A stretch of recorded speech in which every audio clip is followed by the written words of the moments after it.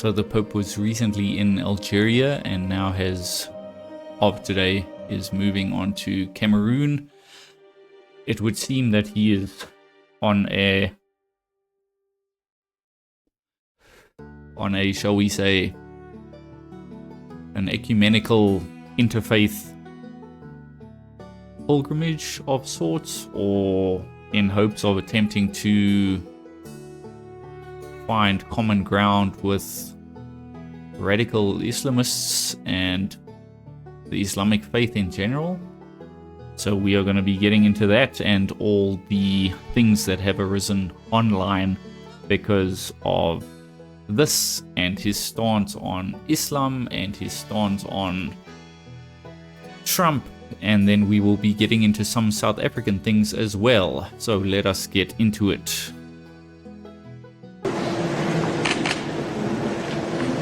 هو قداسة البابا ليون يوقع ويسجل بخط يده كلمات ستبقى محفوظة في صفحات السجل الذهبي لجامع الجزائر. So there is him at a mosque.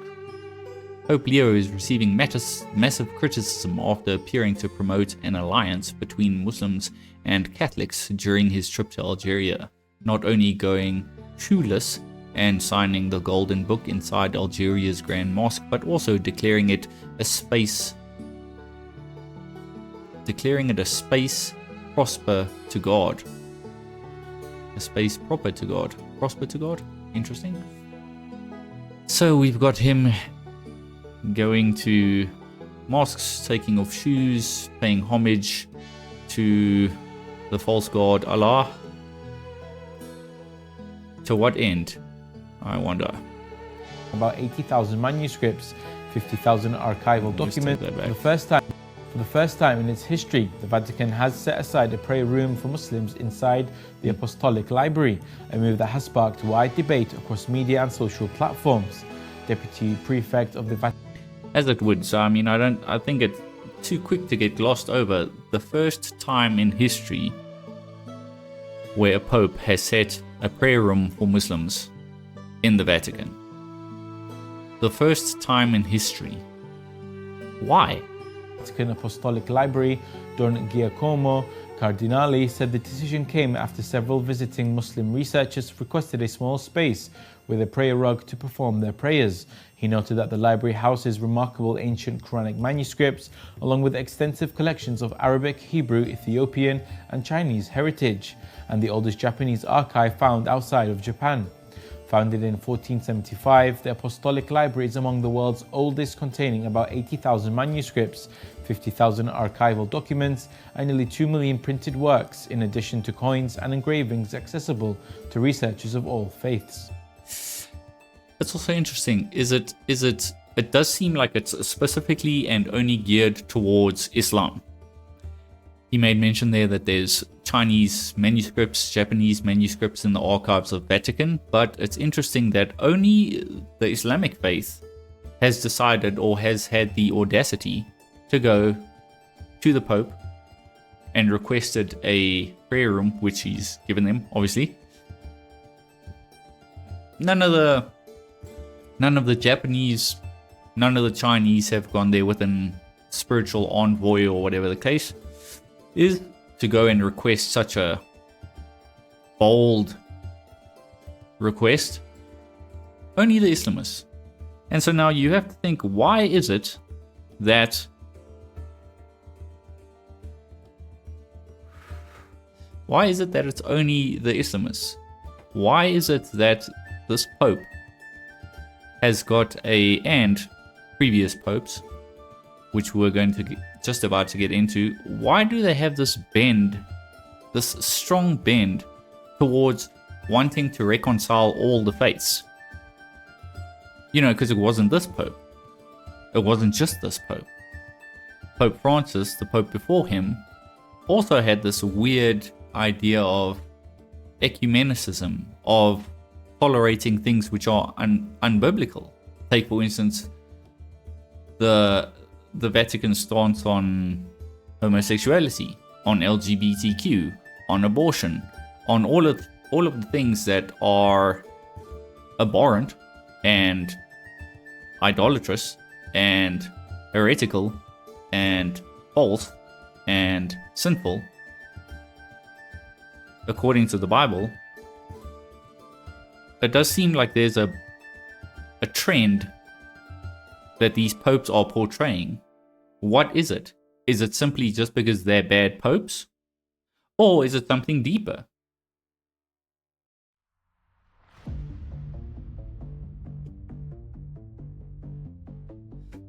This is why I know I brought up this stuff in the past on other videos.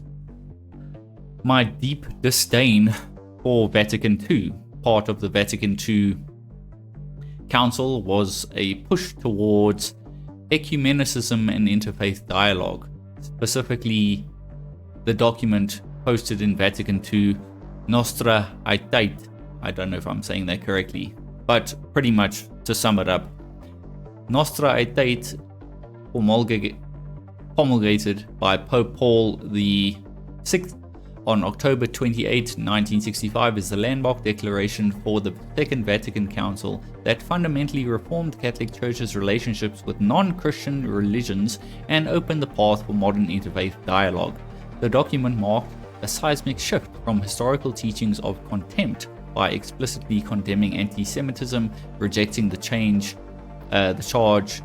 of deceit against the Jewish people, and acknowledging the spiritual patrimony shared between Christianity and Judaism. It also extended esteem and reverence to adherents of Islam, Hinduism, and Buddhism, recognizing that these faiths contain rays of truth, and reflecting on the shared human quest for the answers to life's deepest questions. Key impacts: mutual respect. The Church calls for dialogue and fraternal understanding with followers of other religions to promote social justice, peace, and human dignity. Historical reconciliation. It paved the way for the 1986 Assisi prayer meeting by Pope John Paul II and the 2019 document on human fraternity signed by Pope Francis. Foundational text, considered a foundational text for interreligious dialogue. It moved Catholic theology from exclusivity to inclusivity, inspiring global initiatives like the KAICIID Interfaith Center. Now, it all sounds good, but it's fundamentally flawed.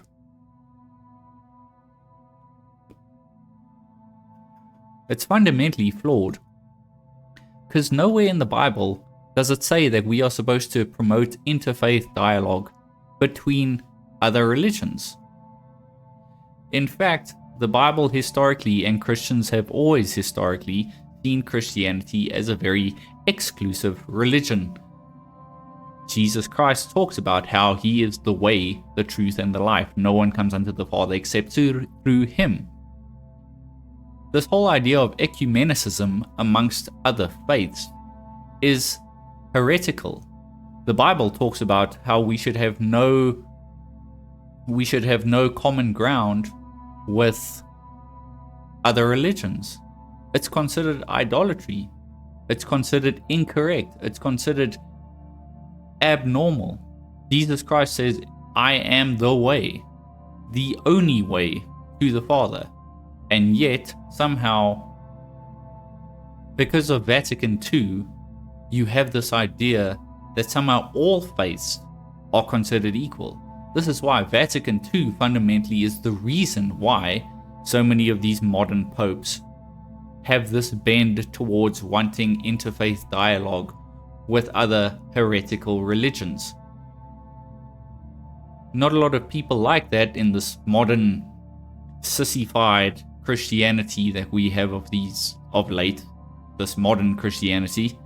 But historically, this has never been the case. Historically, Muslims and Christians have gone to war over faith. Historically, Muslims have conquered many Christian lands. Out of the 5 seas, the historical seas, only one is operational now, which is in Italy, Rome, the Vatican.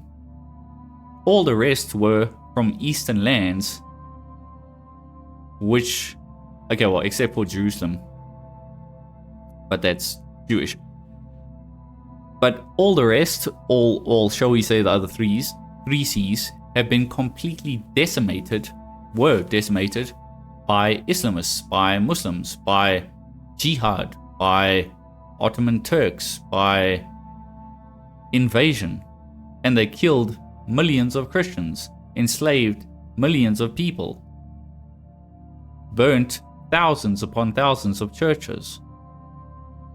This whole idea that somehow we can have some kind of ecumenical dialogue with Islamists is irresponsible, really, because unlike Christianity, historical Christianity, Islam never did get a Vatican II equivalent. There is no Vatican II equivalent in the Islamic world. They've always held and continue to hold the understanding of Islam must dominate the world by any means necessary. That's the only way the Mahdi can come about. The Mahdi is essentially, well, basically the Antichrist, but the Mahdi is kind of like their ultimate prophet kind of thing, whatever. But because they don't have a Vatican II kind of understanding, us attempting to have dialogue with them is simply seen to them as weakness. This is why you have the Islamic invasions that are currently happening in the UK, in Europe, and also in America, and even here in South Africa, really. I guess one fortunate aspect of South Africa is the fact that we're not really that advanced, so I don't really think they see us as a great prize to come and conquer. Not like, you know, the US, UK, and Europe, where, you know, the civilizations are a lot more advanced. So I guess our backwards thinking in South Africa has kind of helped us in that case. But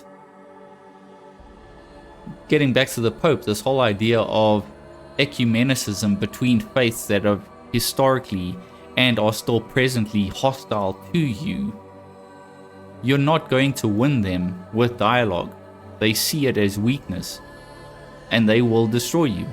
This is why there's so many people up in arms about the current Pope and his stance on this stuff, and how he tends to obfuscate and neglect all the atrocities done by Muslims. Sure, he can call it out on paper, and he can tell everybody and tell the world, oh, how bad it is, but that's as far as it goes with him.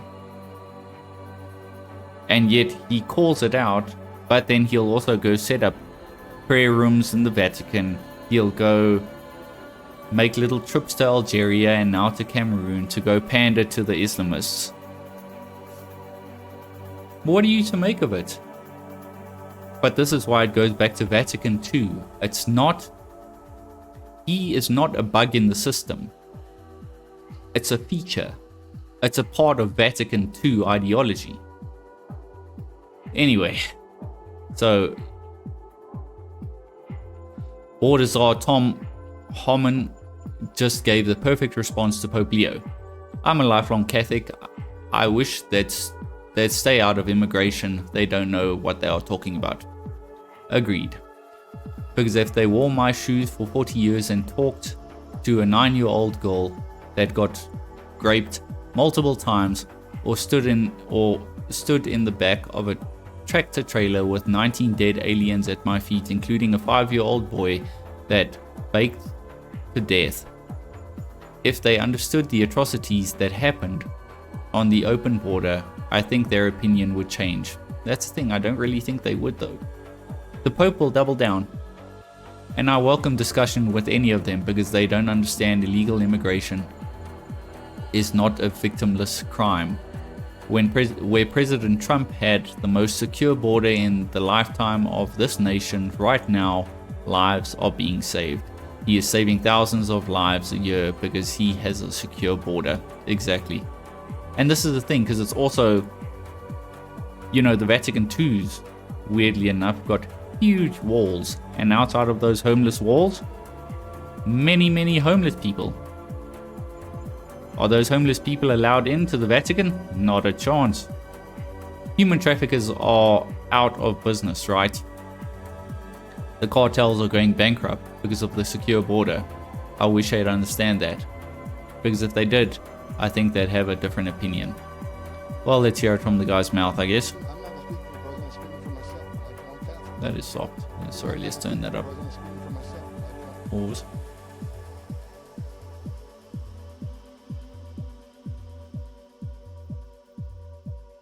I'm Catholic.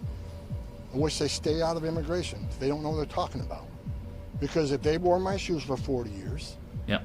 and talked to a 9-year-old girl that got raped multiple times, or stood in the back of tractor trailer with 19 dead aliens at my feet, including a 5-year-old boy that baked to death, if they understood the atrocities that happen on an open border, I think their opinion would change. And I welcome a discussion with any of them because they don't understand. Illegal immigration is not a victimless crime.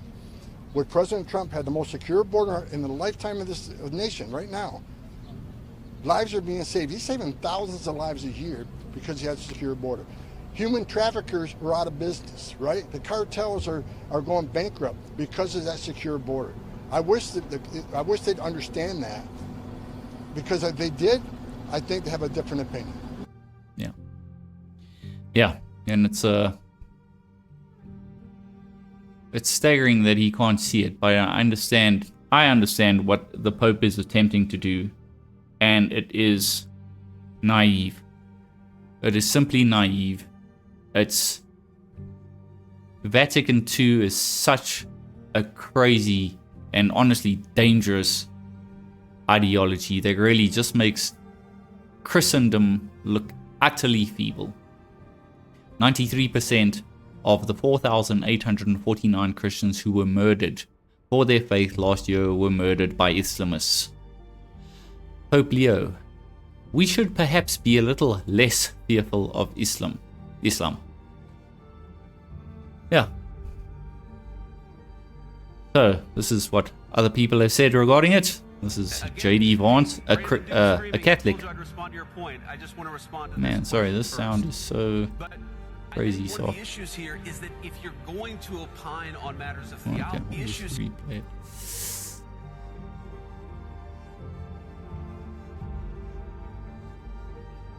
One, when the Pope says that God is never on the side of those who wield the sword, there is more than a 1,000-year tradition of just war theory. That's right. Okay? Now, we can, of course, have disagreements about whether this or that conflict is just, but I think that it's important, in the same way that it's important for the Vice President of the United States to be careful when I talk about matters of public policy, I think it's very, very important for the Pope to be careful when he talks about matters of theology.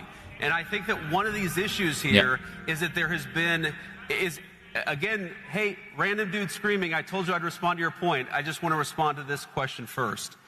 But I think one of the issues here is that if you're going to opine on matters of theology, you've got to be careful. You've got to make sure it's anchored in the truth. And that's one of the things that I try to do. And it's certainly something I would expect from the clergy, whether they're Catholic or Protestant. Now, and again, going back to, the words of Jesus in Luke, I believe, is it 19? I think it's 19. It's either 19 or chapter 22. I'm getting my chapters confused. Jesus goes ahead and tells the disciples to buy swords. Jesus overturns tables. This idea of Jesus being meek and mild. Jesus also talks about how he has not come to earth to bring peace, but to bring a sword. And yes, I understand there is context to that. But the same Jesus that heals people and forgives sins is the same Jesus that overturns tables, and the same Jesus that tells his disciples to go buy a sword. You cannot neglect the one and uplift the other aspects of Jesus. There is both sides of Jesus that have to be taken into account, just as speak the truth in love. There is love, but there's also truth. You cannot elevate one, because if you elevate one, you slowly and surely will start neglecting the other. And this is the problem that we have. And again, it all goes back to the idea of we're dealing with people, we're dealing with a religion which has never had Vatican II. It's never had the Enlightenment. It's never had these things which have now completely warped our understanding of what historical Christianity is and should be and has always been. And because they've never had that, they will just simply default back to what they've always known. World domination, bloodshed by any means necessary. Everybody must become an Islamist. Or ... And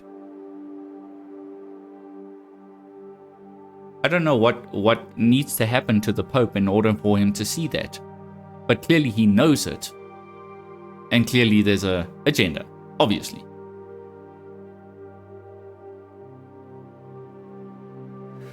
So on to Trump. Will someone please tell Pope Leo that Iran has killed at least 42,000 innocent, completely unarmed protesters in the last 2 months, and that for Iran to have a nuclear bomb is absolutely unacceptable. Obviously. Thank you for your attention to this matter. America is back. President Donald J. Trump. Yeah. And these are the conflicting worldviews, ideologies, outlooks that it's honestly is insane. We don't like a pope that's going to say that it's okay to have a nuclear weapon. We don't want a pope that says crime is okay in our cities. I don't like it. I'm not a big fan of Pope Leo. He's a very liberal person, and he's a man that doesn't believe in stopping crime. He's a man that doesn't think that we should be toying with a country that wants a nuclear weapon so they can blow up the world. I'm not a fan of Pope Leo. I have no fear of neither the Trump administration nor speaking out loudly about the message of the gospel. And that's what I believe. And I am called to know what the church is called to do. We're not politicians. We're not looking to make foreign policy, as he calls it, with the same perspective. Yet you're trying to do it. That he might understand it. But I do believe that the message of the gospel, blessed are the peacemakers, is a message that coordinates. It's such a cope. Blessed are the peacemakers. Peace needs to be made. You have to make it. And peace is through strength. Historically, it's always been the case. Historically, Pope Urban II in 1095 called the then kings and high-ups, nobles of Europe. He called them, he pressured them to start the crusade. The Pope. Imagine that. Now, just under 1,000 years later, this is the Pope we have now. Incredible. We don't like... Yeah.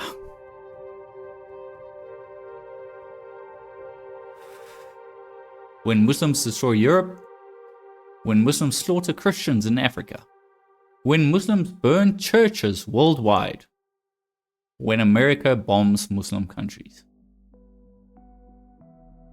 There it is. So anyway, on to African stories. So Elon, he's gone on another justified social media bend regarding Starlink and the fact that he can't get Starlink into South Africa, which is absurd. I mean, the amount of jobs that it will create, the amount of good it will do for predominantly, let's be fair, black communities, which desperately need and would so much benefit from having Starlink, just for the sake of information, just for the sake of learning the truth. And this is kind of why I can understand why also the ANC doesn't really want him to come here. So just to catch up, basically he's not allowed to operate in, for those of you who don't know, which I'm sure most of you do, Musk isn't allowed to operate Starlink in South Africa because the government requires him to have to give up 1/3 of the company that should he set up in South Africa. They would require him to give 1/3 of the South African Starlink to them in order to fulfill the BBBEE requirements. And Elon Musk said, and rightfully so, to hell with that.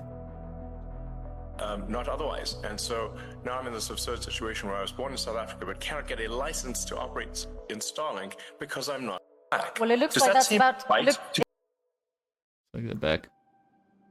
not otherwise. And so now I'm in this absurd situation where I was born in South Africa but cannot get a license to operate in Starlink because I'm not black. well, it looks Does like that that's seem about... right Look, to it you? looks Does like seem that... right to you? Looks like that's about to change.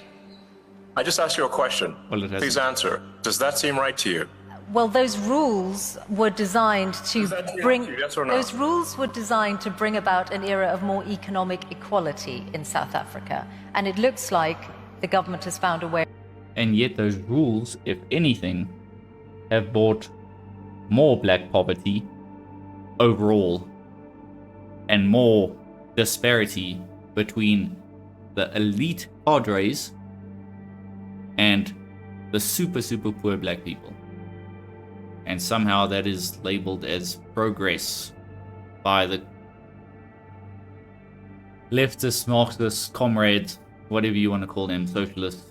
around those rules for you. I asked you a question.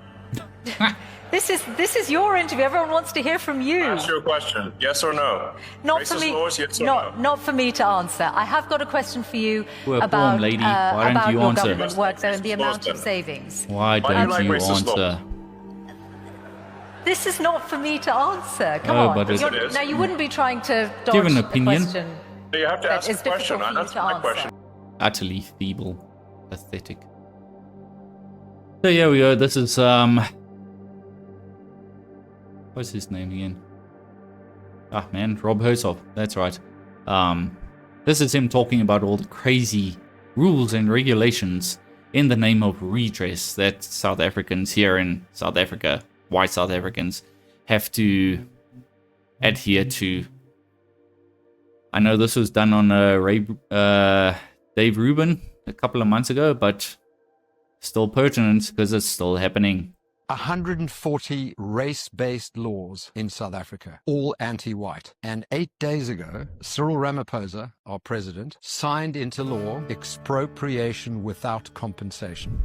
So this is in essence, they're taking farms. Well, they right? can. Yeah. So they haven't implemented it yet. It's been signed into law. Yeah. And it's not just farmland, it's property. They can take the watch off my arm and they barely need to justify it. I mean, I liken it to having a loaded gun in the bedroom with kids running around. At some point, somebody's going to pull the trigger. And that's what this law is. And there's so many other laws in South Africa that are anti-white, race-based, and make it almost impossible for businesses to thrive. Do you know that most African countries have Starlink? We don't, because we have a law that every business in South Africa It's has so to backwards. have 30% black ownership. And Elon Musk said, I'm not I mean, imagine that. Like, most of the African countries have Starlink, and the most advanced country on the continent of Africa, South Africa, does not. Because it's identity politics. It's racially based politics. How backwards is that? over 30% because I have to. It's We don't have insane. Starlink. It's insane. South Africa needs a big wake-up call, and it isn't going to come internally. Yeah, I mean, it's... You've kind of run out of things to say regarding this. So yeah, here's some great cinema for you. Look at this. This is what we have to deal with. No! Hey! Hey! Do not be aggressive! Are you fucking serious?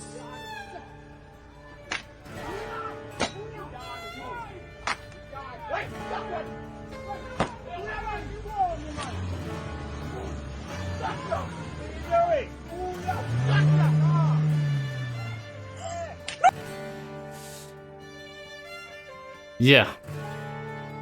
And then people always, with that whole kill the Boer chant. Kill the Boer, pa, pa. That's interesting. They'll always frame it as, oh, no, it's a struggle song. It's not meant to be taken literally. Is it? Is it really? Yeah, some more struggle stories. It's not meant to be taken literally, folks. It's just struggle stories. A crowd in South Africa chants "Kill the White" and carries a white doll's head on a stick. But don't take it literally, guys.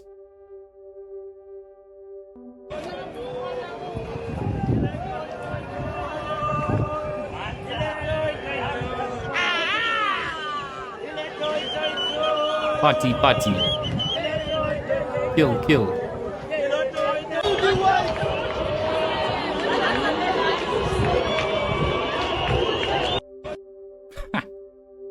Yeah.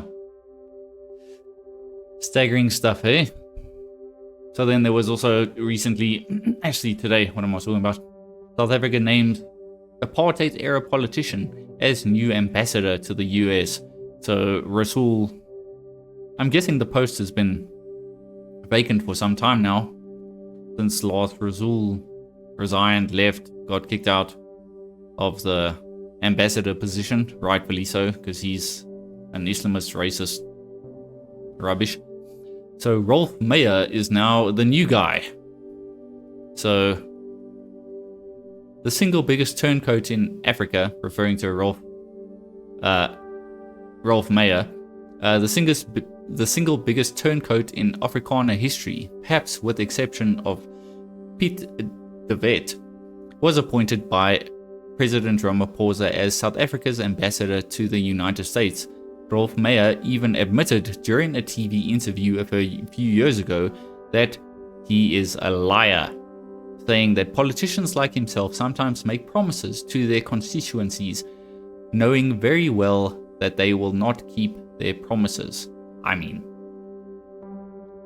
how many leftist, socialist, communists out there, politicians, specifically now, I mean, it's been exposed to the whole world, have made blatant lies, very serious promises that they haven't fulfilled.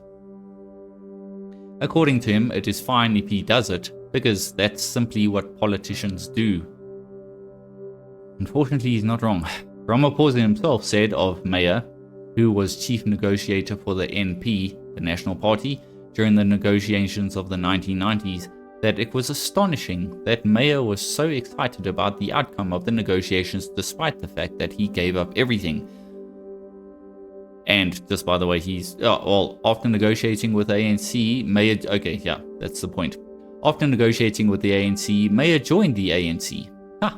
He remains a proud member of the party that actively persecutes his own people. So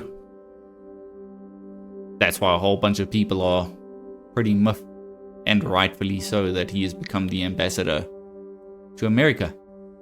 So yeah, some more fantastic white hatred. Ah yes, there's that song again.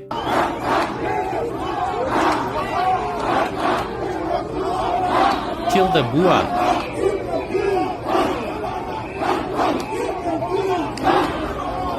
But remember guys, don't take it literally, hey? It's just a struggle song.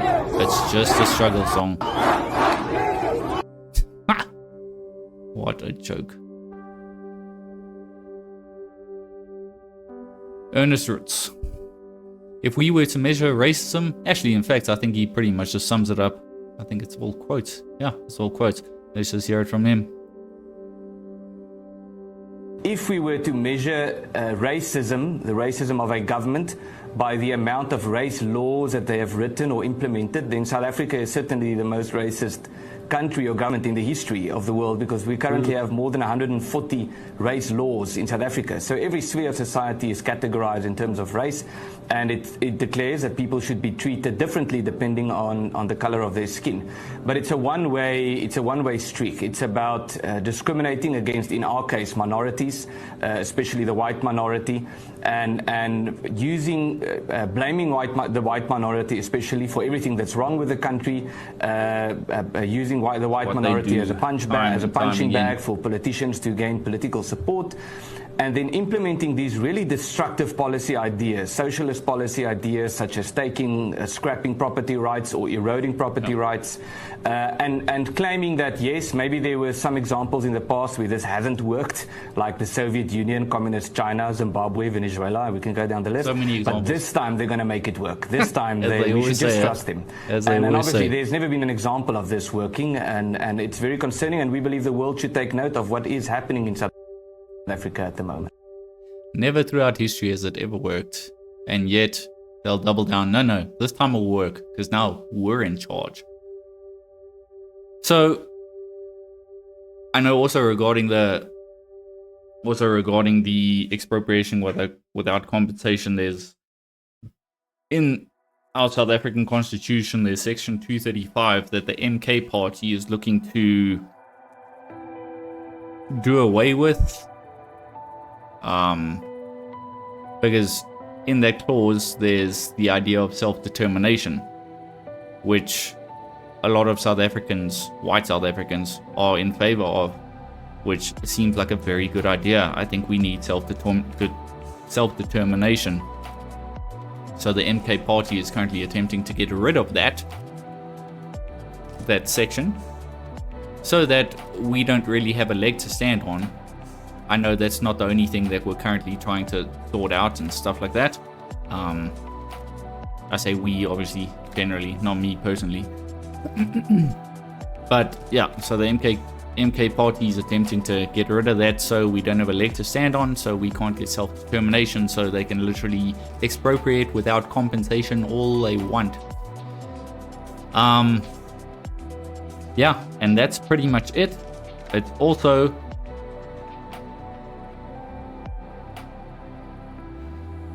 to tie both stories back together, the Pope now, as well as what's happening in South Africa. It's this whole idea of, it boils down to the liberal mindset of how people cannot see that multiculturalism just doesn't work. It's never worked in the past. It will never work in the future. But weak Christianity tends to breed very bad governments, very dictatorial governments. Weak Christianity tends to allow so much evil. And should I even go so far as to say captured Christianity would even endorse and promote evil in the case of mass immigration into first world countries from people coming from PvP server countries. And this ideology, if it continues, it will go the way of what happened in the eastern part of the world in medieval times. The West will be overrun and will be conquered by Islam. That is just a historically accurate take.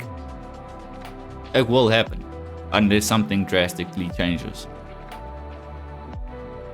So that's pretty much all I got. We'll check you guys on the next one. Cheers.